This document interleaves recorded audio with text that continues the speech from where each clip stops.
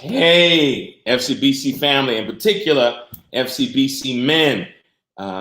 Thank you all for joining. Those of you who are joining us on tonight for our Men's Talk series over the years, we've had several conversations with our men, and tonight is a special Men's Talk, and I am my brother's keeper. This is important because those of you who went with us on our men's retreat in March know that we went to Montgomery, Alabama to visit the lynching memorial and the lynching museum. We had an amazing retreat, but the timing was amazing because it was while we were in Montgomery, for those who weren't there, that the pandemic was really beginning to break out and lockdowns were taking place around the country. In fact, while we were in Montgomery, before we left that particular Saturday, they had reported their first case of COVID in Montgomery, Alabama. And then we left that Saturday, and the museum and the memorial were closed by that Monday. So we were the last large group to visit the lynching memorial and museum in Montgomery, Alabama. So tonight we're going to have a conversation. I am my brother's keeper. And before I talk about our panel tonight, I want you to make sure that you drop your name in the chat. Let us know your location. Feel free to make comments or even raise questions. Our producer, John Leslie Morton, will raise those questions up if anyone has any in anticipation and for tonight's conversation. But again, we just welcome, grateful for all of you, all the brothers who are joining tonight. I hope you spread the word and pass the word around, especially my brothers who went on our men's retreat in March and those who did not go, just part of the FCBC family at large. And so grateful for those connections, those relationships, but more importantly, the brotherhood we forged at FCBC. Throughout the year, especially going into 2021, we'll have several conversations as we've had. The last Men's Talk series we had was about fatherhood. And at that time, I had a great panel, George Peters, better known as George 2.0, and Michael Ealy, actor. And we had a great conversation about fatherhood on that night. Tonight, we're going to have a conversation, particularly dealing with some issues in the midst of all that is happening that impact men, and particularly Black men in this time. And so I am pleased and excited for this panel tonight. As always, I'm mindful of time. We are all zoomed out in so many ways. There's computer fatigue. And so we're going to try to hold you to about 75 minutes tonight, unless the conversation gets good, and we may go a little bit over tonight, but we have a great panel. I want to introduce you to that panel now before I bring them on. Someone that, well, you know, brothers, you know everybody on this panel, but someone, the first panelist is someone who I've known all his life. That's Pastor Trey, Michael Walvin III, better known as Pastor Trey. And he currently serves as the youth and young adult pastor at FCBC. Before that, he was the youth, young adult pastor at Ebenezer United Church of Christ in Burlington, North Carolina. He's a graduate of Dear Old Morehouse. I feel like I need to bow my head before. Okay. Dear Old Morehouse, and as well as Duke Divinity School. And he's going to be joining us tonight, as well as one of my brothers, man, Pastor T. Pastor Torrey Liferidge. All of you know, most of you should know Pastor Torrey, who are connected to FCBC. Pastor Torrey served as the youth and young adult pastor at FCBC at one time, former pastor of Christian Community Church in Baltimore, Maryland, and currently serves as the pastor, the senior pastor of the Grace Reformed Episcopal Church in his hometown of Moncks Corner, South Carolina. And then my other brother, my dear friend, Dr. Maurice Wallace. Those of you who joined us on Tuesday for our election night, empowering conversation, heard from Dr. Wallace then, whose commentary was just amazing on that night. But for those of you who don't know, I've known Dr. Wallace for over 20 years. I've known Pastor Torrey, gosh, for almost close to 30 years, I think, from the time he was an undergrad in Duke University. And Dr. Wallace is a graduate of Washington University in St. Louis, did his PhD at Duke University. He's taught at Yale, Duke, University of Virginia, and currently serves as professor of English and Cultural Studies at Rutgers University. And his first book, I believe it's his first book that he wrote years ago, was really pertaining to this conversation tonight. That book was entitled Constructing the Black Masculine, Identity and Ideality in African-American Men's Literature and Culture from 1775 to 1995. So tonight we have Pastor Trey, Pastor T, and Dr. Maurice. So I want to bring them on right now. All my friends, my brothers, my homies, my son. How's everybody doing tonight? How you doing? Unmute those. Yeah, we're doing good. Good. Good to see everybody, man. Let me just say this before we get started. One of the joys of doing panels like this, in particular, is that I get a chance to have conversations with my friends and family in this moment. A lot of the conversation that we'll have tonight are in some ways conversations we've had over the years recently. I have to say that Dr. Maurice and Pastor T were facilitators at our men's retreat in Montgomery. And it was an awesome time that we had, an amazing time, great conversation, great reflection, but also quite emotional because of our visit to the Lynching Memorial and the museum. For so many men who went on the retreat, it was their first time. For me, it was my, I believe, third time. I think for Dr. Maurice, it was your second time going there? Yes, sir. Yes, sir. It was your first time, right? Yes. Yeah, and Pastor Trey, I know, is his first time as well. And so we're going to move across a couple of topics tonight. But tonight's theme is I am my brother's keeper, really how we build and solidify community among Black men. And tonight I want to be very particular about some issues we face currently, culturally, socially, politically. And this idea of Black masculinity and Black masculine identity is at the forefront in many ways. We've seen over the past several years, but in particular in this current year, a lot of racial unrest connected to the brutality and the death of some Black men, Black women for sure, but we've seen a lot that has happened in our culture around racial unrest has been triggered by violence and acts of violence against Black men in particular, which always gives rise to numerous conversations and with regard to Black masculinity, how Black masculinity is performed in light of police brutality, in light of the history of this country being really antithetical to the humanity of Black people in particular, and Black men, or rather Black people in general, and Black men in particular. And so I want to start this conversation with Dr. Maurice, because I know this particular topic we'll begin with tonight around Black masculinity is something that he has written on, spoken on. But what are some critical issues? How, when you hear this idea of navigating the terrain of Black masculinity in this current cultural context, what are some issues, Maurice, that come to the forefront of your mind? So I'm glad you asked the question. I'm glad to be here again. And shout out to all the brothers I met in Montgomery. It's good to be a part of this conversation tonight. It's an urgent conversation. I am always happy when FCBC takes the lead in these kinds of public conversations. It is an urgent conversation for our community broadly, but especially for the community of faith within Black America. So I'm pleased. Thank you, Pastor Mike, for this.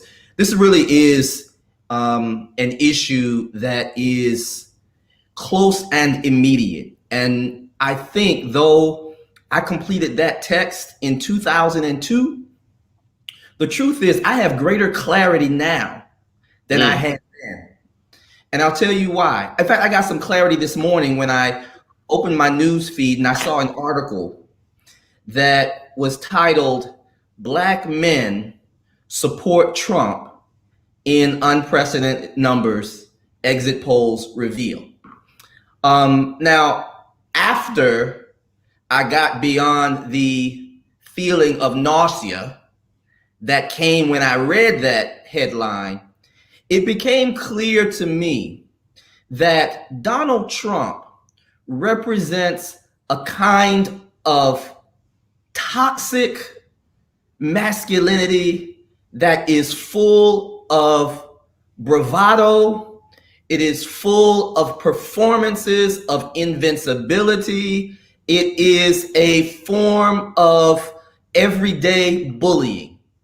And it seems to me that what is likely to have been attractive to Black men about Donald Trump can't possibly be policy. I'm not even sure Trump can articulate a coherent policy position, but it has to be this performance. And I'm glad you used that word, Pastor Mike, because ultimately what it is a performance. But Donald Trump has internalized a performance and has gotten a great deal of mileage out of that performance. He's clearly no thought leader. He clearly doesn't have a coherent understanding of political policy. He has gotten where he is today, materially speaking, financially speaking, because he has bullied his way. And what I've discovered in my writing and my research is that historically, Black men, we are at our worst when we take white models of masculinity that pretend to muscular self-reliance and rugged individualism for ourselves. Those performances were originally intended, in fact, to separate white men from Black men and to determine who property people should be as against the unproperty people. In fact, not just unproperty, those who would be property themselves. So this business of ideality is the business of trying to replicate a flawed model. And what I'm worried about is our collective internalization of forms of toxic masculinity that we know to be performance. We know it because gangster rap was all about performances of invincibility, performances of inviolability, performances of a kind of toughness and ruggedness that would lead people to imagine that we can't be touched. But the truth is, however profitable that performance was, fundamentally, it was performative, and today it's outmoded, it's outdated. So for me, it's hard to wrap my mind around brothers who really want to perform that, because ultimately for Donald Trump, as for us, it is an expression of defensiveness. And what we need to do is to pull down some of the walls that we've created for our defense and get whole, get healed. And I know you want to talk about some other things in this respect tonight. But that's my thing tonight. I'm pleading with the brothers. We really have to get whole and get healed ourselves. Get beyond the wall. Don't internalize the performance of invincibility, because whether you want to believe it or not, you are mortal, brother. I am mortal. And whether he wants to believe it or not, Donald Trump is a mortal man. And I think he has deceived a lot of people by the performance of invincibility. His recovery from COVID, thank God for that. But listen, he's got around him the best health care in the world. He was supposed to recover. For free. For free. We don't have that luxury. We don't have it. And brothers in better shape than Donald Trump have left this place. So I want to remind you that what is toxic to our bodies, it's toxic to our minds and intellects, it's toxic to our families, it's toxic to our communities. And we just cannot afford it. And frankly, I think we know better than that in 2020 and 2021. Yeah. I'm going to come back to the idea of the performance of invincibility, primarily because when we get to this political conversation, because those exit polls are misleading. Because I saw some other metrics today that said 80% of Black men voted for Joe Biden thus far. So we have to, and the reason why I said I'm going to come back to it, because it goes back to something you mentioned on Tuesday about journalism itself. Yeah. And how it manifests itself, and what the intent of some journalism is to create narratives that create toxicity within community. Yeah. I agree with you.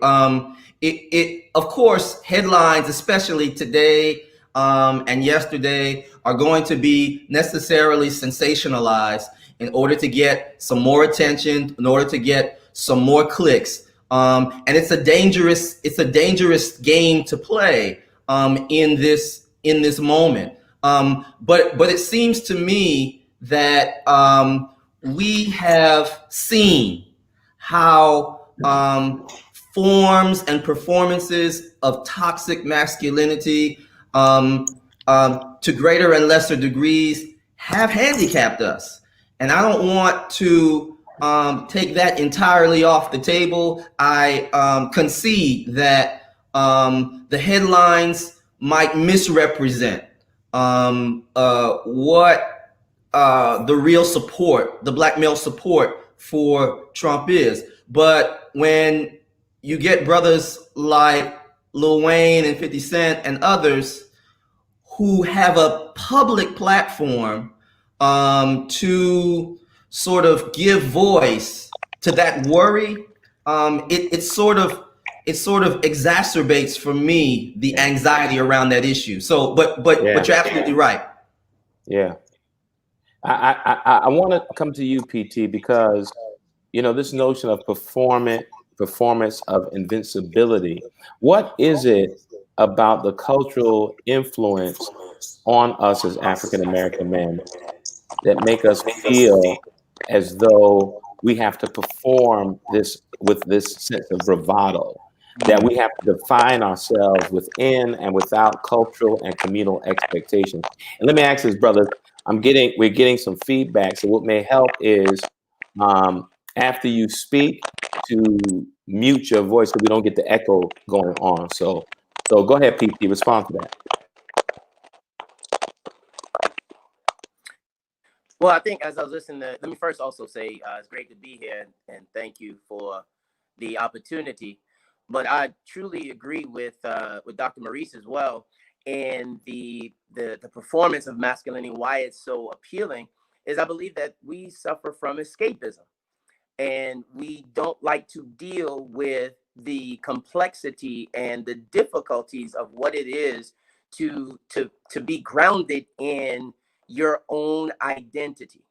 And I believe that, of course, it's complex, it's difficult, and the work to really try and grasp who you are is it can be overwhelming, and so it becomes a means of escaping to latch on to other means that have proven itself, however much of a facade it may be, but is it proven itself to be the societal status of successful, or of productive, of producing. And so I believe that that's one of the things that really is the alluring appeal for so many Black men who are not well versed in the complexities of wedding every complex aspect of who we are, and grounding that in comfortably and owning in our identity, because we're always comparing ourselves to other people, comparing ourselves, and that's not always a negative thing. But if we get so comfortable in the comparison model that we escape and deny ourselves an opportunity to really figure out who we are and grow comfortable in that. And until we are able to do that, then there is no real way that we can fight against the temptation to try and be a mode of success that we think is culturally acceptable. Yeah, I have to agree with that. I want to ask Pastor Trey something, because when I think about this performance of invincibility, capitulating to the roles of what it means to be a Black man that is rooted in the things that Dr. Maurice talked about, rooted in the false bravado, rooted in the appearance of strength. And we know the historical roots of that kind of performance among Black men and Black people in general, because of this notion of what we had to demonstrate based on what we had to endure, right? And so, but something very interesting, I noticed that notion of performance of invincibility and this performance deeply rooted in the manifestation of a Donald Trump, I don't necessarily see that same necessity to perform that among many young Black men. There is more of a conversation, as you see, around this idea of gender blurring among younger people. There's not that intolerance among younger people. There doesn't seem that. So, Pastor Trey, speak to this idea of within your generation. And that's why I'm glad you're here tonight, because, myself, Pastor Torrey, Dr. Maurice, of a particular generation, but you represent a different voice. And I don't see those same battles that I wrestled through. I came from a generation, I'm sure Pastor Torrey and Dr. Maurice came through where, to be a man meant not to show weakness, not to cry in public, that you always had to put this front on. But I don't necessarily see that same thing manifesting with many younger people. So speak to that, Pastor Trey. Yeah, once again, thank you for inviting me to be amongst giants. Everybody in this group has a good connection with me, has a special place in my life.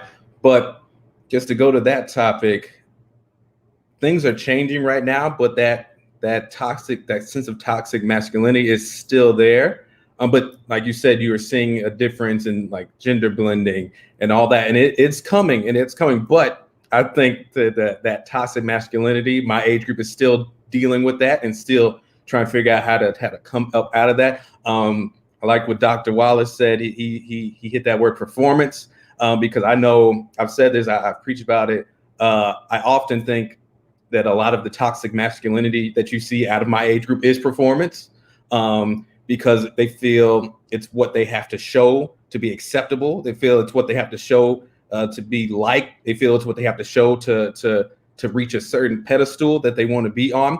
And like Pastor Torrey was saying, it's a lack of being comfortable with who you are and being afraid of that if I am who I am and I'm comfortable, that I'm going to be rejected by someone or a group of people. So now you don't want to be who you are. You want to hide yourself. You want to put on this facade that I'm big and I'm bad and I'm strong. But, on the inside, you're fighting this terrible fight and it's going to, start to show. But we are still dealing with that issue of toxic masculinity. Like you said, you see a lot of my generation moving out of it. Like you said, you see a lot of the gender blending. We have this discussion amongst my young adult groups, about gender roles and couples now, and how they're changing, and how the topics are often how some men have a hard time with certain gender roles changing. And it stems from things that they've seen, not exactly their own thoughts, but how, they grew up seeing their fathers handle things, how they grew up watching the men around them handle things, not actually their thoughts and what they think about things. And some of them have, very progressive thoughts in terms of that, but have been afraid to speak on them out of fear of rejection, out of fear of being looked at weird, because you don't want to be the guy who's like their girlfriend, their spouse, their wife is making more than them and being all right with that, because that's not seen as normal and that might not be okay in your group of friends. And you might get shunned and you might get made fun of. And, like I said, nobody wants to deal with that type of rejection. So now you have to put on this mask of masculinity that might not be good, but it's what you think you need to do and what you think you need to present in order to just continue to be accepted. So in some ways, the performative notion of Black masculinity is made manifest in a myriad of ways in relationships, romantic or otherwise, in our public space, especially, and I see this especially now when we get so many images in the public sphere of Black men, quote unquote, being emasculated, right? The George Floyd with the knee on the neck. Ahmaud Arbery being chased and shot down. There's so many images, and I want whoever wants to respond now to this in particular is because if you saw the comment, one of the brothers said, I feel the only way we will find our identity is to separate and grow as our own community. I don't necessarily agree with that, because I don't believe that separation is the way we come into the fullness of owning who we are. I think in the midst of what we experience, the midst of what we confront, there has to be the capacity, I think, for two things: transparency and authenticity. So the question then becomes, what is it about our identity as Black men, with all the things you all have elaborated on, that then makes it difficult? Pastor Trey touched on it, but makes it difficult for Black men to walk in the fullness of our authenticity and being fully vulnerable and transparent as human beings. Dr. Maurice, what you think about that? So yeah, I appreciate that question. And like you, I wonder if separation is far less significant than demonstration. I want to suggest that we learn to be comfortable in ourselves, with ourselves. And I think, to go back to something that Pastor Torrey said earlier, we may be far too invested in comparative masculinities. That's what makes it difficult, because we're comparing ourselves against those who have already sort of self-identified as the exemplars of manhood in this country in particular. And so we are not likely to want to demonstrate a certain kind of comfortability if that comfortability doesn't measure up to, frankly, the false standards of non-Black communities. So it is about our impulse or distrust. Maybe I'll put it this way. I think a lot of it has to do with our distrust that if we put ourselves out there in some vulnerable way, that anybody will have our backs. And to feel out there without the support of a community is not just lonely, it feels perilous. And so I think that we might consider what it means to resist the temptation to model what we understand manhood and Black masculinity to be on somebody else's version, a version that was never consensus anyway. It was a version that was preserved for the elite, and now everyone wants to emulate it, or it seems that over time and over historical periods, that it's the model that the majority of American men want to emulate. And yet the risk is that's what's killing us. The risk is the perpetuation of that performance might be part of what's killing us in the streets, not just among one another, but this same performance is the performance of law enforcement. And so we put ourselves in peril by perpetuating something so toxic. They have the law on their side and the force of it. We're not without strength. We're not without power, but we're at a disadvantage. So I think that's my best response to that very good question. I suggest that we privilege demonstration of a redemptive manhood as against segregation of a toxic masculinity. So thank you. Yeah, no, I like that, because, you know, the idea that And this is what I think people and brothers need to hear in particular, that the model of masculinity that many of us Black men in this country has been in response and in reaction and in mimicking of a flawed model that is based on assumptions steeped in convoluted notions of racial superiority, of white supremacy. So the danger, and I think someone said this in the comments, the danger becomes that even as we perform masculinity, it is a performance based on flawed models that are connected to the myth of racial superiority. Yep. Right. So then that means then that even in our performance, Pastor Torrey, we're furthering ourselves from the possibility of being deeply rooted in our own authenticity. We respond to that, Pastor T.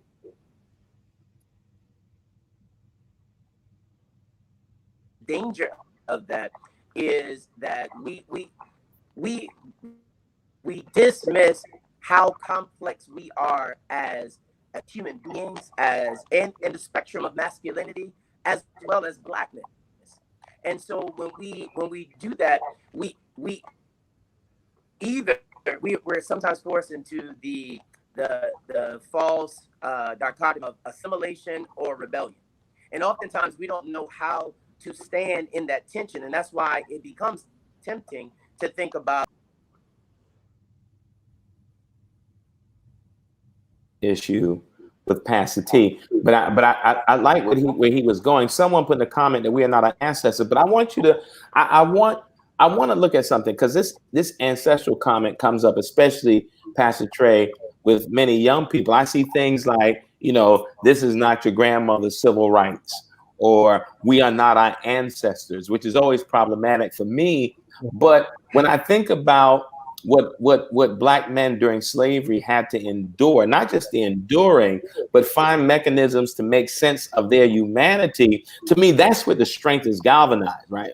Discovered, not in mimicking flawed, dysfunctional patterns of masculinity put forth by white men connected to their oppressive status. But I think this idea of what does it mean to be able to find mechanisms to put forth your idea of your own genuineness in the midst of those oppressive structures, right? So I think in some ways, I'm always hopeful when I hear young men like Pastor Trey speaking, but at the same time, this performance notion, this mimicking idea, this trying to define ourselves through the lens of those who set standards that are actually false standards is problematic, right? So Pastor Trey, what are ways that you think that young Black men in particular, because you all are the future, you all millennials are the strongest generation, the largest generation right now, what ways do you think would be constructive to overcome this desire to mimic flawed models?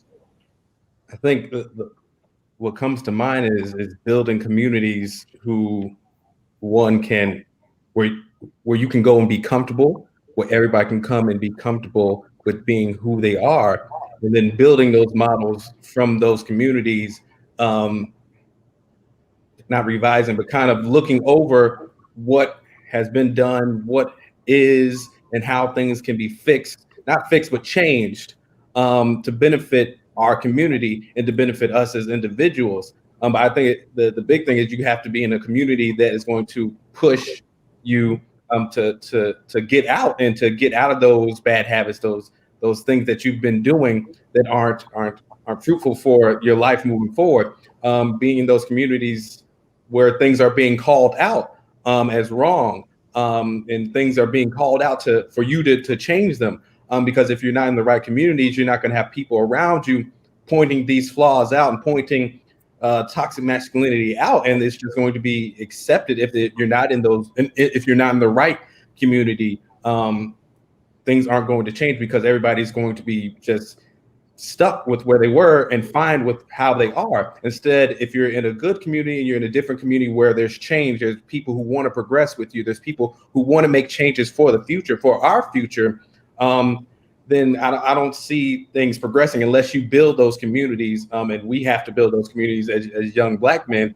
We have to make those safe spaces to let everybody's individuality flourish, to let everybody's uniqueness flourish, to build what a good masculinity looks like for us, to build that up and to start to make the model for what it means to be a Black man and what it means to be a Black man in America.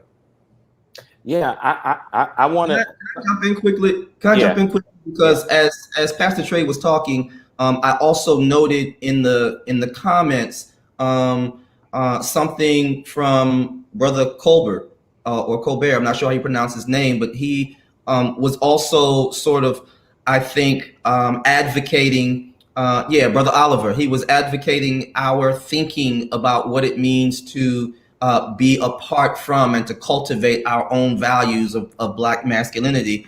And I want to respond to it by simply referring back to what I heard Pastor Trey say, that Pastor Trey's emphasis was on building community and safe spaces. So if that's what you mean, then I support that. I think that's right. But it is a community that is shaped by a certain set of healthy, positive, affirming values, not necessarily or not simply by a certain demographic, right? By certain composition, right? It's values driven. It is shaped by a will, and it need not be exclusive. And this is what I meant by demonstration. It is nevertheless communities, safe spaces that allow for Black men to have a voice in the first place, and not just to have a voice, but to have the leading voice, the voice that shapes the rest of the community, as against our everyday experiences of being voiceless, right? Or maybe even getting invited to the table, but no one lets you weigh in, right? That's not what I'm talking about. And I think we have to be careful to be inclusive of a variety of voices in our own community, because we are, as Pastor Torrey has been insisting, and I'm hearing him, we're complex human beings, and we have to allow for our complexities. It would be simple to prescribe what Black manhood should be, but I'm worried that if we tried to prescribe it, we would end up alienating and oppressing people within our own community. Yes. So we have to be accommodating of as many voices of experience that show up in our communities, the ones that we build, the ones that are that guarantee Black men a voice. Yeah. So could it be then, and either can respond, could it be then that part of the problem when we talk about, and this is where I really wanted to hit, and I'm glad you both raised this, maybe part of the problem is that we invest, when you look up, Black masculinity, when you Google reimagining Black masculinity, tons of articles, tons of books and ideas come up. But maybe the problem is that the idea of defining Black masculinity is problematic in of itself. That's what I'm hearing you say. So that project ought not be our project. Yeah. This is what Pastor Torrey was getting at, I think, when he keeps insisting on the complexity of our human being. Which is why, frankly, I resist. And if I would love to hear comments if you think I'm wrong about this, but I bristle a little bit when I hear people say a Black woman can't raise a Black son to be a Black man. Yeah. And I resist, because that has comes with a certain presumption about what a Black man is, right? Yes. There we go. I think that a Black woman who raises and shapes a decent human being who happens to be male is doing the work of raising a good Black man. So I want us to consider that. I want us to consider, you're right, we have to spend, and this is what my project was in 2000 or 2002, was to deconstruct what we think we're saying, what we think we mean when we raise that title Black black manhood or black masculinity in a narrow and prescribed way. It may be that that's not the project. Being our best human complicated selves may well be the project. And that leads to a healthy form of black masculinity, black manhood. Yeah, no, I think that's in. When Pastor Trey, when you talked about these communities, the truth of the matter is, and this is where I push back against the separation, the communities ought not be specialized communities, because the idea is how we enter these spaces of relationships and somehow being intentional in deconstructing the narratives that have been designed to define our masculinity. So, for example, the black male is this oversexed being. If you think about images of black males during slavery, and especially the turn of the century after slavery and Reconstruction, this idea that the black man is this oversexed being that needs to be feared, right? And so when we then find ourselves defining our masculinity over and against those narratives, we're playing into the oppressive structures, because at the end of the day, what we're saying is that those narratives actually bear weight. Yeah. They bear weight, and they bear enough weight that we have to respond. So what I hear you both saying is that, and Maurice in particular, dismiss those false narratives, because instead of trying to think about, well, what does it mean to be, what is black masculinity and black male identity? Maybe that's the problem. Because what does it mean to be a decent human being who happens to be a black man, with all of the nuances that we must navigate because of the cultural, the cultural and social issues that we face? Did you agree? Would both of you agree with that? Yeah, I think the cultural issues is what pushes a lot of that toxic masculinity that you see. I think I like Dr. Maurice's comment on a black woman raising a male and the pushback on that. I know when I hear that, I automatically think, like, what if my mother had to raise me? And automatically I think she would have done a fine job. So, I think I think it goes back to what you label under what does it mean to be a black man, and what we put under that, and why we even put anything in that category to begin with, rather than, like you said, raising somebody to be a decent human being. I think that is huge, and we don't speak on that enough. What kind of black man are you? What kind of man are you? But are you a decent human being? You're doing all this and that, but you're not a decent human being at the end of the day. And I think that's very problematic that we don't think about that enough. Yeah, no, I'm sorry. Go ahead.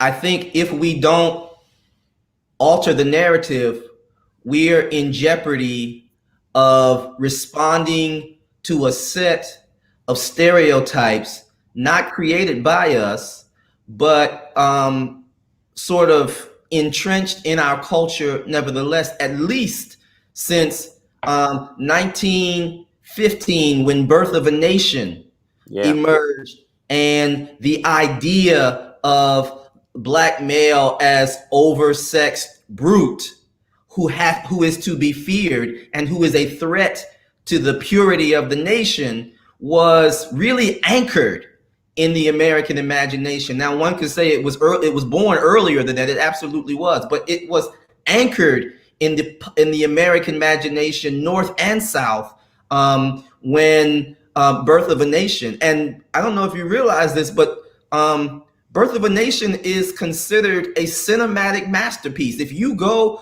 to film school today, they're still going to teach Birth of a Nation. And sometimes it will be taught without any reference at all to that figure Gus and the stereotype it creates, and the social and the impression of him, the enduring impression of him in the American imagination. So we're still fighting.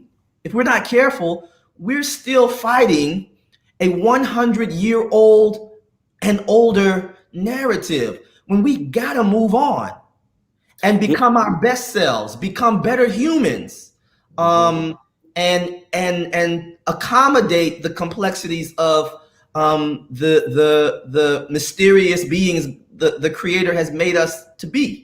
Yeah, I want our producer JL to put Oliver's last comment back up, and then I want to transition.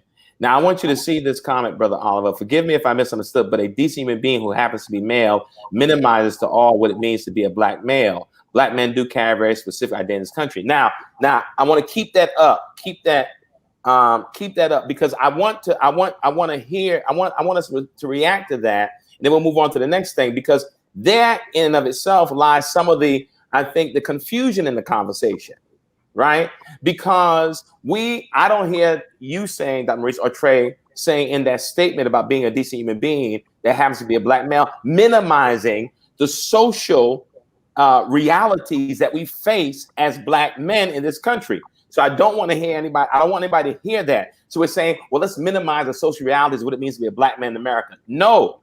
But if you try to construct what it means to be a black male in America in reaction to whiteness and white supremacy, you miss the possibility of creating and emerging an idea of what it means to be a quote unquote black male rooted in what it means to be a human being. So before you begin to react, right, to the complexities of blackness in this country, what is the narrative that is shaping you as an individual, that grounds you, that shapes you, that sustains you, in order to counter the narratives and the reality of black maleness in the midst of white supremacy? And that is, I want to clarify that, because I hear this too often. Well, we don't want to minimize the reality of black men in our country and black people and just be human beings. No, freeze. I operate out of a particular narrative as a person who claims to follow the teachings of the carpenter. If I take his teachings and then put them in a social context, in order for me to adhere to those teachings, in some way, I must capitulate to being an oppressed Jew in ancient times. No, there's this notion of creating transcendent narratives of what it means to be human beings that bolster confidence, that beat back against oppressive narratives. Because in Jesus' day, there's this notion of the empire trying to shape and define oppressed Jews. Jesus comes in with alternative narratives of being to counter the false narrative. And it doesn't take away from his Jewishness or his maleness, but that deconstructing work is necessary. So as I understand it, if you go back to the slavery and even, as you said, at the turn of the century, what is important, what had to happen in the slaves, and I think, I know a lot of your work, Dr. Maurice, we overlook the kind of work being done, the organic work being done by slaves. Because the first project, before you can talk about what does it mean to flourish in the midst of insanity, there must be a deconstruction of the false narratives to begin to assert oneself. Yeah. I think too, I doubt very seriously that we're very far apart in this conversation. And I appreciate the conversation because we're not in dispute. We're trying to find language that we can all wrap our heads around and agree upon. And one of the things I think it's important to say, and I appreciate the pushback if there's pushback, but our Black manhood, which we cannot deny, our Black masculinity is part of our public identity. It is not necessarily who we are when we wake up in the morning. Because to be a Black man is to have someone or some context situate us socially in that space. When I look in the mirror in the morning, I have to be okay with who I am apart from my public identity, or apart from the public, apart from the way that others will look at me. Let's put it that way. Because in some ways, what we're talking about is how we navigate the perception that is imposed by others on us, when that perception is often very far from the truth of who we are. Now, some part of who and what we feel does indeed carry into the carry into our public roles, carry into our public identities. So I think I want to say that more than any other time, our Black masculinity is at issue in public spaces rather than private spaces, unless we bring them into those private spaces. And you know, I guess I also wonder at what point in our conversations about Black masculinity do we cease to be Black men? If we follow a prescription of Black masculinity, then it seems like we have to check boxes. Suppose I don't check all 5 or 6 of the boxes. If I check only one of those boxes, am I still legitimately a Black man? If I check, 2 of them. So you see my point again about my worry about being overly prescriptive about what constitutes Black masculinity. Now, this is a little bit off topic, but I nevertheless want to suggest that we think about the difference, who we are in public versus who we are privately. And there need not be a sharp contrast, but I don't think that we're identical subjects in our interior lives than we are in our exterior lives. See, I want to keep that. I want to keep that statement. If you all can, we can echo. See, so I like these comments by Brother Oliver. He said, I struggle with separating my public identity from who I am on a deeper level because it's my public identity gets me killed. But see, this is the issue. It is not whether the public identity gets me killed. It's what do you say about yourself? Not in reaction to the constructs that seek to emasculate Black maleness, right? Those realities cannot be shifted. I want to shift because this is important. And it's not, and I want to hear, let's be clear, we are not saying that you do not erase Blackness from your identity. I want to be clear. So we got to be able to have these conversations with clarity. And I like what Dr. Maurice did. We do not erase our Blackness from our identity. We 3 of us here are Black men who have to navigate the sociological risk factors of being a Black man in America.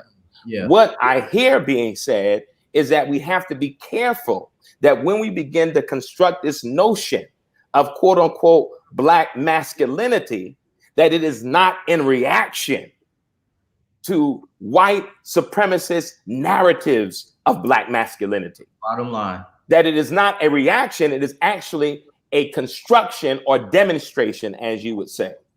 And that is where we're getting. That's a deeper conversation because I can't continually find myself fighting the white gaze. Right? At some point, I have to be able to say, this is who I am, and who I am is deeply rooted in my humanity and in my Blackness, but not in the oppressive gaze that seeks to minimize my humanity. Yeah. Right.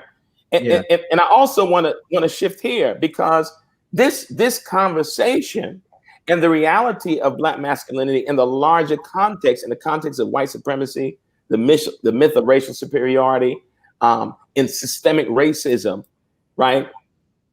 This conversation contributes to some factors. For example, what is that factor, right? Something that is often unspoken, and that is depression among Black men, right? Is an often unspoken pain that deeply affects the health and quality of life of Black people in general, and Black men in particular. And the data with regard to this, some of the data says that among Black men, 5 to 10% of Black men deal with depression. Well, that's not true. That's not true. But those statistics, those numbers are cloudy and flawed because of the reluctance to have the conversations about depression. Well, what are some of the sociological risk factors that can lead us into these depressive spaces when we wrestle with who we are as men? is this notion of income, low income, poverty, employment, childhood trauma, health issues. For example, 38% of Black children live in poverty in this country, so that the rates of victimization and exposure to violence increase among us as a community, right? So the issue becomes, and then there's race-related stressors, right? For Black men in particular, discrimination, stereotyping, mass incarceration, police brutality, right? How do we, as men, as Black men, begin to open up a space where we can talk about these issues outside of the white gaze that so impact us, and our resistance to these deeper conversations about the emotional stressors, the depression we deal with, is our reluctance to publicly have conversation because of the necessity to perform that masculinity in the public sphere. What do you both think? I think for me, that goes back to almost what I said about community, and within that community, there being accountability amongst the group. Because I think I see a rise in people talking about depression and Black men talking about mental health. But after the talk, it stops at the talk. There's no, okay, I'm going to go get help for this now. We think we get to the talk, we talk about it, and we think, okay, that's a step I've taken. I don't know if I feel good about it, but we don't actually, take it to that next step and go get help concerning that. We don't push our brothers. We don't check up on, are you going to therapy? Are you all right? You doing all right? Outside the just, you look good. You seem like you're in a good space. I'm gonna leave you alone. We don't take that step deeper. Because once again, I think it goes back, the thought of masculinity, and I'm supposed to look strong. I'm not supposed to ask for help. Then on the other side, it's like, I don't know if I should ask him if he needs help, if he is doing, all right, outside of what he's presenting to me. I think we just need to be more accountable and taking more steps going forward, and to just really pushing not only those conversations, but to pushing to take action and to take those steps after those conversations have been had. Yeah. Ori? Yeah, I appreciate that a lot. I want to say, before I answer that question directly, I want everybody to know I love my Blackness. Don't get me wrong. I love it. I love Black people. I do. Don't misunderstand me. And I do think that Pastor Mike put the precise metaphor on the table to get at what I was referring to as our public identity when he invoked the gaze. And the reason I'm raising that is because the kinds of spaces that we're talking about are spaces that relieve us from the stress and strain of that ought to relieve us from the stress and strain of having to contend with that gaze. Now, one of the things I'm wondering about, Pastor Mike, is whether or not the spaces that we're talking about creating aren't already created, but we're not quite taking advantage of those spaces.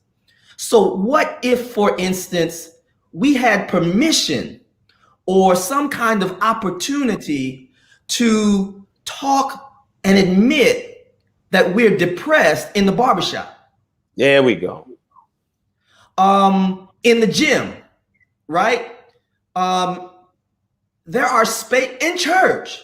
There are spaces that we presently have that we should probably lean into in order to have these conversations, because they're healthy and they may well save our lives, our mental lives, our physical lives. And let me say publicly that I found myself in 2008 and 2009 in a dark emotional place that I never, ever would have guessed I'd be in. Because I thought that I was too strong. I thought that I was too intelligent. And yet I came to a point in my life, brothers, that I would walk in the hallways of my professional building, and someone would ask me how I was doing, and the question would break me down. I couldn't even respond. I couldn't even respond. I was broken. And ultimately, and I was pastoring at the time. I'm trying to preach and I'm broken. And there's nobody at church who quite understands me. They don't know what to say, except, Pastor, I'm praying for you. And while I appreciated that, I needed some answers. Yeah. So I had a therapist that saved my life. And when I tell you he saved my life, I'm telling you, he saved my life because I was thinking about all sorts of harm I could bring on myself and the people I love the most. And if I hadn't found this brother in time, I shudder to think about who I would have become, because I made some threats in that time. And I was serious about those threats. And I said to somebody I love, somebody's not going to survive this. You or me. Somebody's not going to survive this. And I said it as a threat, and I had to be talked down. Mm-hmm. And some stuff that I had built up to protect myself, I had to break down. And I'm gonna be honest with you, the therapist I found wasn't the first one I went to, which is to say I had to shop a little bit till I found somebody who could meet my needs, my therapy needs. Because just because somebody has a shingle hanging outside their door doesn't mean they're effective for me. I don't want to pay somebody good money to hear me talk exclusively. I need some feedback. I need some dialogue. So our mental health is real. Our mental health is real. I thought for some time that I had educated my mind into health. It don't work like that. It doesn't work like that. And I'm telling you, I suffered from some anxiety, some significant anxiety in the spring when COVID broke out. And I'm telling you, if I had not gone to the men's retreat and sat under Pastor Mike, go through the meditation exercises, I brought that home, y'all. Yeah. I had to. If I didn't have it, I'd have cracked up. Yeah. I think which think about this, and I what you're demonstrating now is that space is being created right now. Yes, right? yes. That space is happening right now. It is unfolding right now. So you said it best. I grew up in a very kind of patriarchal household and a Caribbean West Indian household where the idea of sharing emotions was frowned upon, right? And so I found myself, because of that, and I think this is what you're referring to, we hold these things because somehow we feel that part of our identity and our maleness is to be able to handle and cope and not break, not for people to see the chinks, not for people to know that we're being held together by fragile sutures, right? And so all of a sudden, you know, it happens. What you talk, and you and I have had these conversations. I'm grateful because that's a space you and I have created as friends. But the same thing, having to see therapy. And for me, and I'm glad my son is on this with me, because there were things I had to intentionally do as a parent. I wanted to make sure I always hugged on my son, loved on my son, tell him I love him, to help him see and feel, to see me cry, to see me in those struggles. He had to, because physically I couldn't hide what was causing my depression because of my own physical health. I remember being sick one time, having to go to the hospital on 2 occasions. One occasion, my son had to literally carry me down the stairs. On another occasion, he had to hold me, walk me into the hospital, right? And so for a son to have to be that for a father and be present is a powerful thing. But we have to continue to make those spaces real. It has to become just like we know. And let's keep it 100, man. Just like we normalize chatter about women in the barbershop and in those spaces, and sometimes the chatter around women is performance itself. Yep. Right?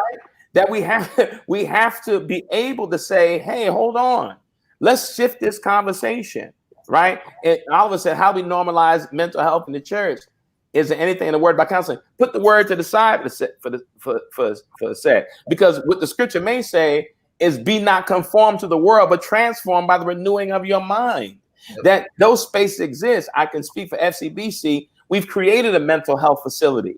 We normalize that by the pastors talking about it from the pulpit. Me speaking from the pulpit on the Sunday morning about me having to go to therapy. Me speaking from the pulpit on the Sunday morning about me having suicidal ideations.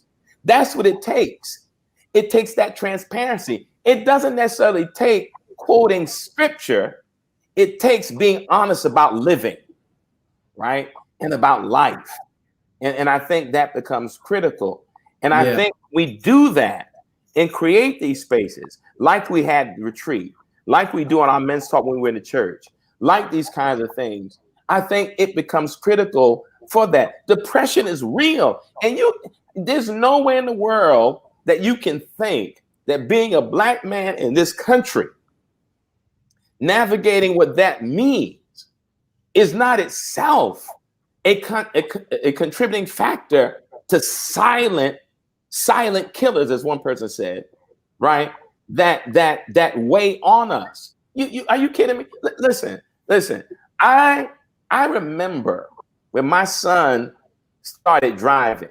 Pastor Trey started driving. You can speak to this because I want him to respond to this too. And got a ticket, right? And he had to go to court. And the police officer was moving to kind of throw, and tell me, Pastor, if I'm wrong, to throw a ticket out because he talked about how well-mannered my son was and how good he was, his behavior.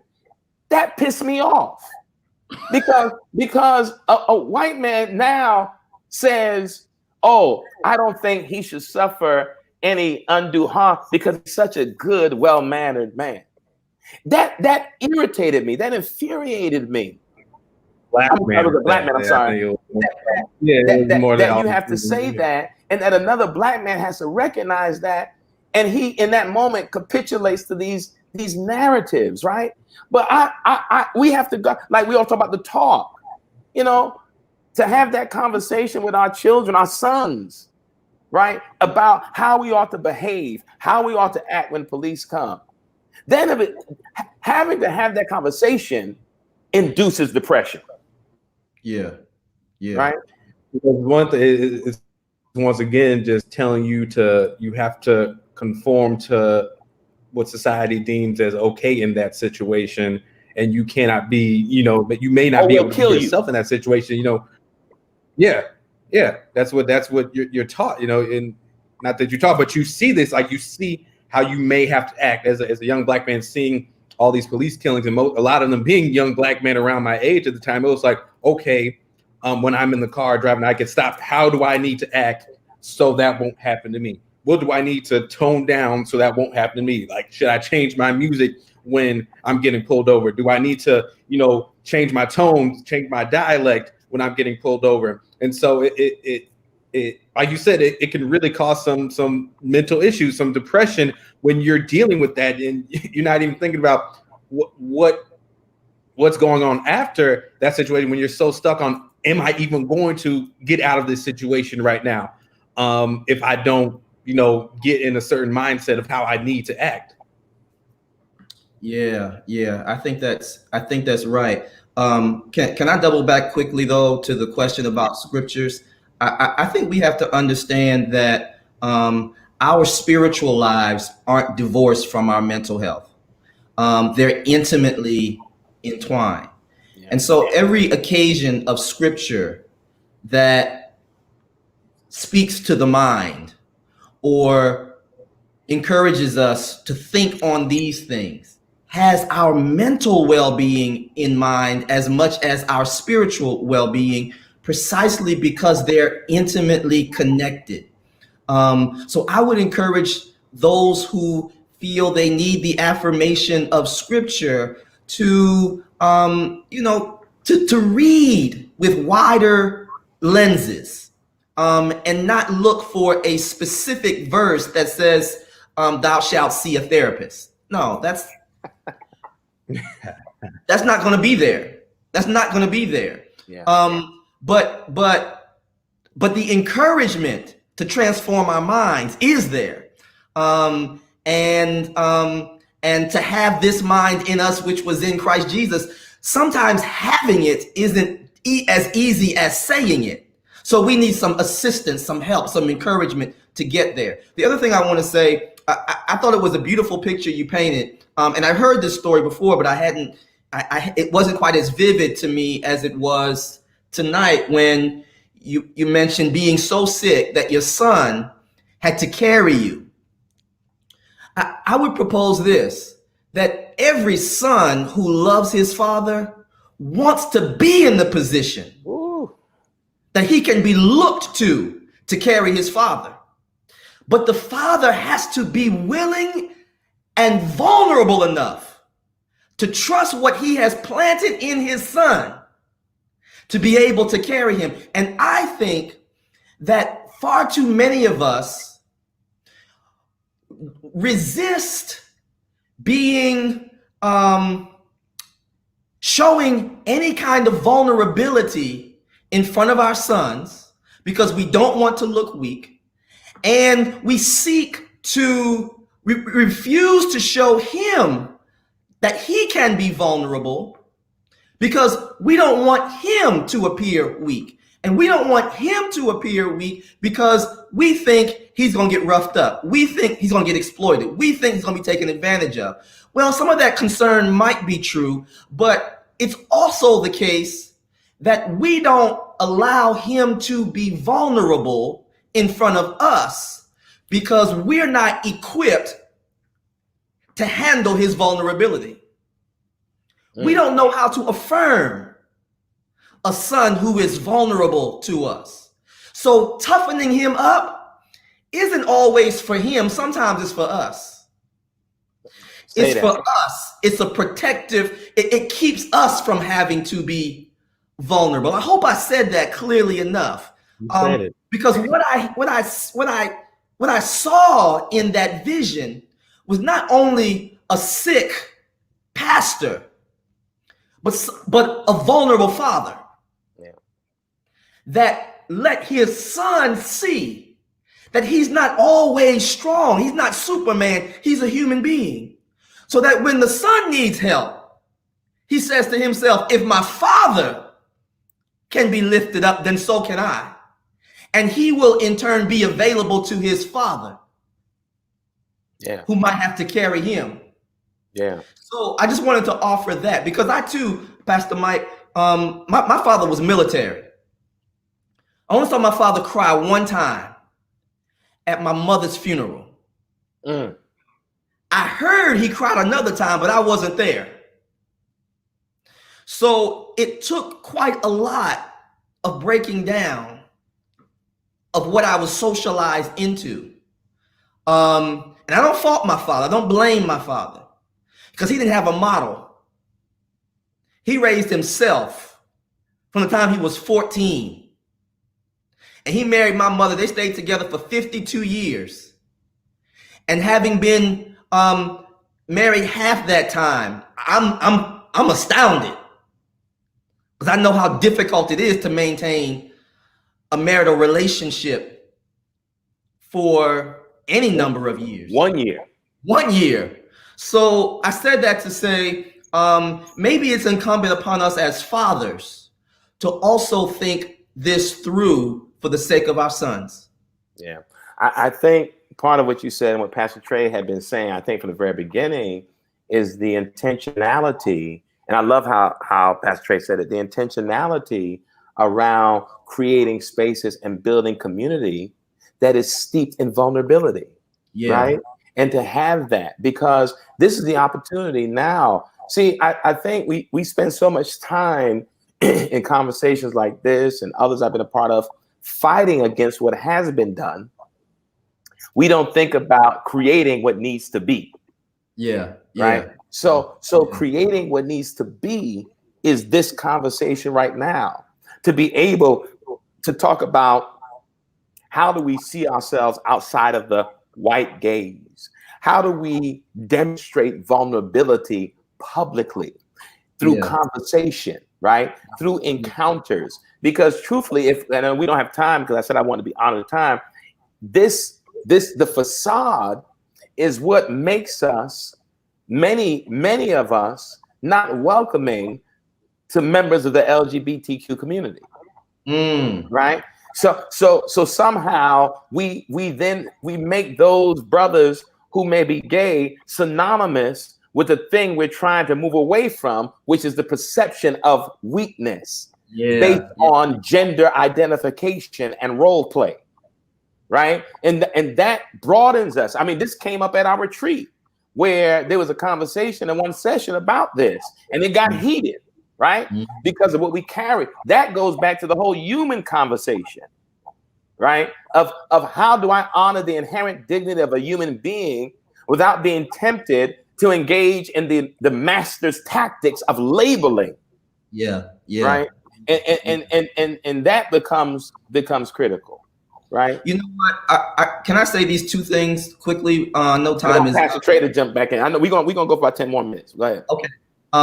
You remind me of. I want to say one thing about vulnerability. I also want to say one thing about violation, because sometimes the thing we are trying to get away from is the memory of a violation, and we're overcompensating. That's why I said earlier, we got to get healed. Your bravado is not going to heal you from the memory of a violation that you could not, for whatever reason, get away from in your youth. And you don't want anybody to ever imagine that you consented to a violation. So that's one thing we got to really work through. Vulnerability is not easy. It's not easy at all. We're talking about it. It's like we got some experience, but it's an everyday thing for me. And I have to tell you this, I've learned to be more vulnerable, but I still have a great deal of trouble being vulnerable in front of the person that I could be, that I'm the safest with being vulnerable. And that's my wife. Isn't that ironic that the one that I can be most vulnerable with, I have the most difficulty being vulnerable with, because again, I understand that my role as a spouse, as a husband, is on some level to be a protector, right or wrong. Right or wrong, I feel that. And if she sees my weakness, then she might doubt my capacity to protect her. So vulnerability is not an easy undertaking, but it's necessary, because the times that I have done it, I have been vulnerable for her, has actually brought us closer. It's a weird and strange phenomenon, but it strengthened our marriage. I had to be weak to get my marriage strong. Talk about that in terms of, here you are, a young man navigating this journey, and for you, what does vulnerability look like for you as a young man? I want to hear that in this moment, in your community that you talked about. Good. I think the first step is being comfortable with who you are, being comfortable in your own skin, being comfortable with the person who is fundamentally you, the person who you want to be in, and being so comfortable and confident with who that person is that you can be that person in any space, in any place, and not worry about the backlash you may get, not worry about the rejection that may happen, not worry about other people's thoughts and other people's feelings, but being comfortable with who you are, who God made you to be, who you fundamentally are as a human being, and being accepting of that person, and being accepting of the fact that this person is going to make some mistakes. This person is not perfect. This person isn't going to get it right all the time, but still being able to accept that and still love that person who is you. You got to love yourself if you're going to be vulnerable, because if you don't love yourself, you're going to have trouble being vulnerable, because you're not really going to be showing all that is you. So you got to be able to be comfortable with yourself. You got to be able to love yourself to the point where you can show yourself to the world and not be fearful of what could happen from that. I think that's just the major part of being vulnerable. You just have to have that knowledge and whereabouts to just love who you are.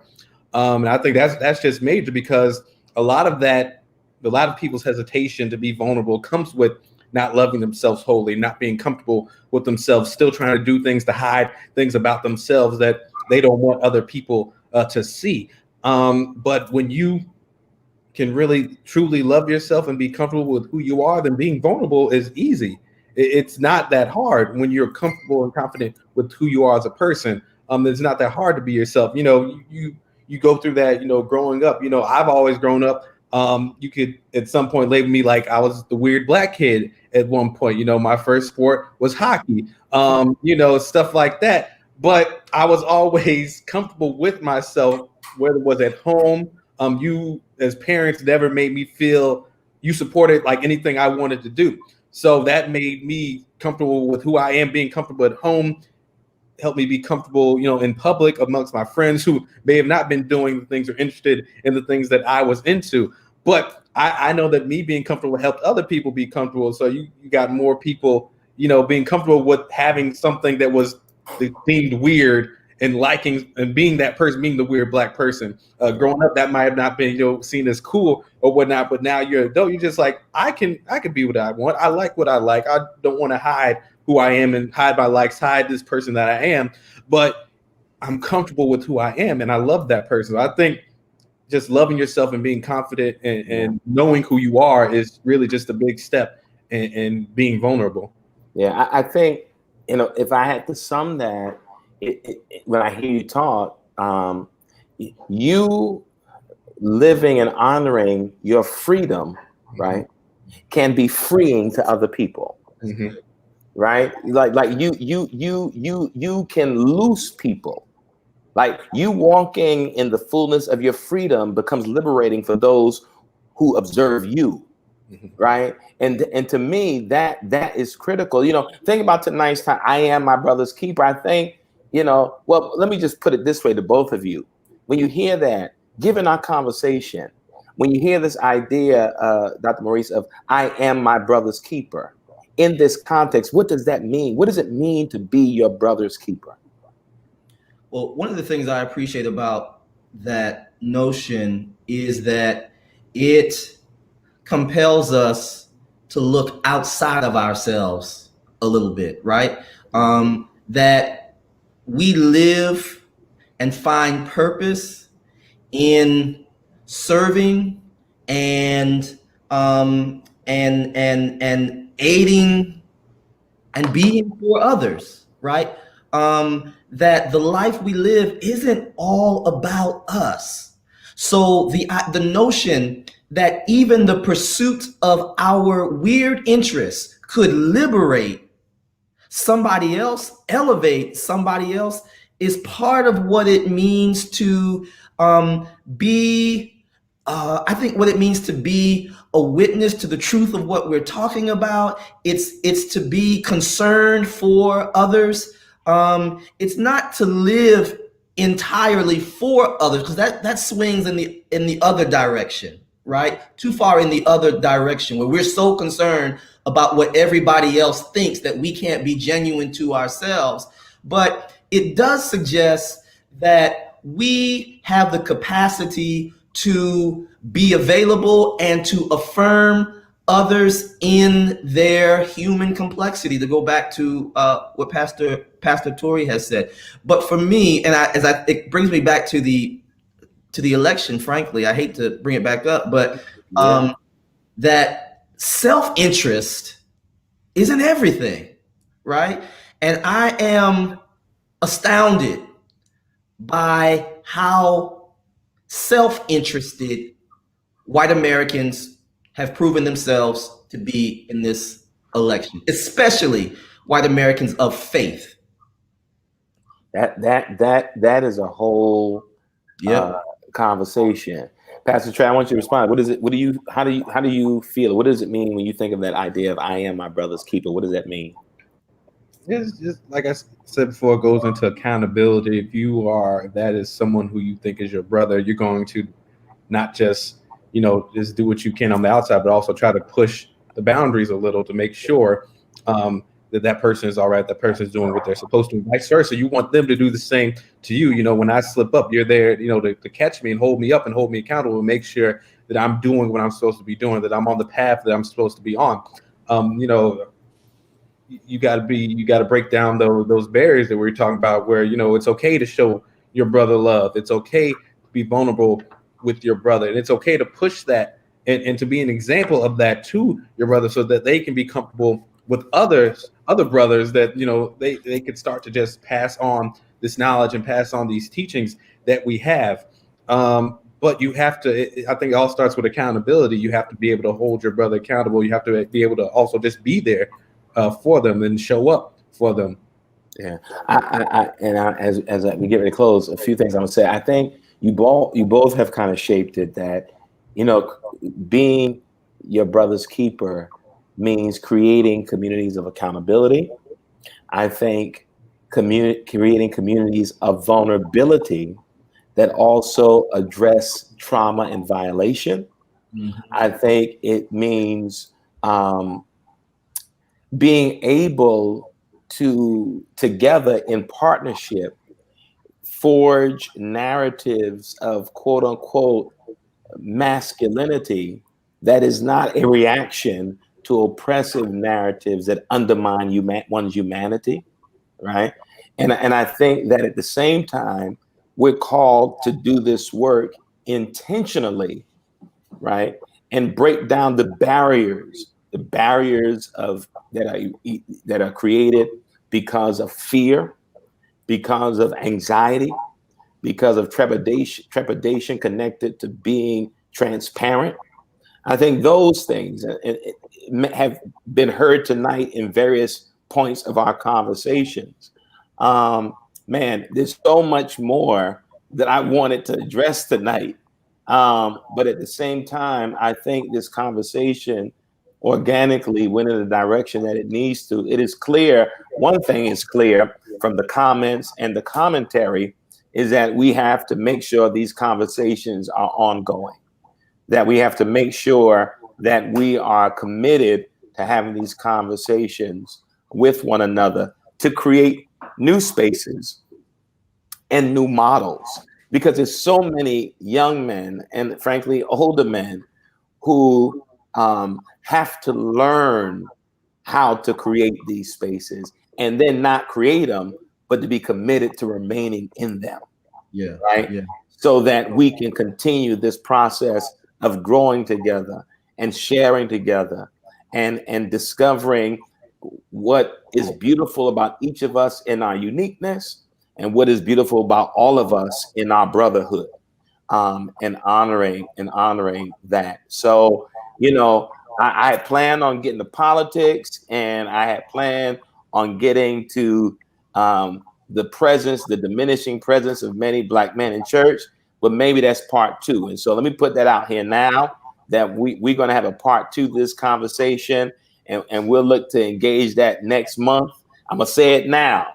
So Pastor Trey, don't tell me you're busy, and Dr. Maurice, don't get amnesia about this commitment. So we make sure we come back, and we're going to make sure that we even do more advertising, because I think there's so many men, period, that could benefit from this conversation tonight in the midst of the cultural and political insanity that we are seeing. And as the sister said, women as well can benefit. And the conversation has been open to women, because I think sometimes, as you shared, Maurice, about what your relationship, your marriage has meant and what has happened, I think women need to know that and hear that as well. So any closing words that you all want to share tonight? Let me also say, I just want to thank you for letting me share the platform with Walren and Son. It's been good. I think we got closed out though. Oh, there we go. There you go. Yeah.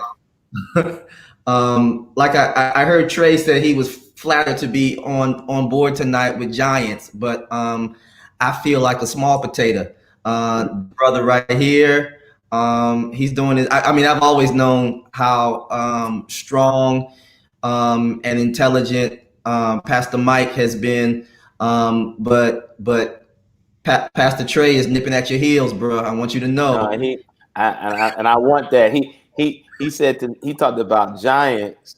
You know, it's amazing. I think about when I think about that. I think about Saul. That sometimes when we see what we think are giants, we don't always see that we're head and shoulders above those we think are giants. Yeah. And in many ways, you know, Pastor has taught tonight and shared with us, and so I think that's what it means, being able to honor and celebrate one another. I came in a generation that said, you know, children should be seen and not heard, of the generation that fathers always thought I'll always be the parent and couldn't honor the child, honor the son. And we have to break that. And we have to break that kind of environment we create. So any closing remarks, Pastor Trey? Okay. Can I say quick? I think too, what's really important is this conversation at no point was competitive. I love that. We always spend or waste too much time trying to be the smartest one in the room. No, we trying to build each other up, lift each other up by being our genuine selves. So thank you for letting me be on board tonight. Yeah, if I'm gonna compete in anything, it's to compete to be whole and healed, as you said earlier, man. Pastor Trey, closing words. You muted. I'm happy to be here. Happy to just be with you guys. Thankful and grateful just to be included in the conversation. Thankful for the conversation because, like you all said, it is something that is needed. Again, I want to apologize. Pastor T even text me. He having some technical difficulties. So part of me being my brother's keeper is we're gonna help him get some 5G connection. So that he's gonna be on here next time, and he already know when I get this conversation, I'm gonna call him and talk about this technical difficulties with this Wi-Fi. But man, listen. I don't only thank you both, man, from the bottom of my heart. I love you both, man. Maurice is one of my greatest friends, and Trey as my not just my son, but my colleague in ministry, which is an amazing thing to be able to say as a father. So, and to everyone, listen, you heard it tonight, brothers and sisters who've been eavesdropping, right? We're going to pick this conversation up. This is part 1 of I Am My Brother's Keeper. Part 2 is going to come next month. So be on the lookout. We're going to really advertise it well. So we even make sure even more brothers, we're going to push it hard, participate in this. And so until next time, my friends, peace, much love, and many blessings. And I can't wait to do this again. Take care, man. All right. Y'all be good.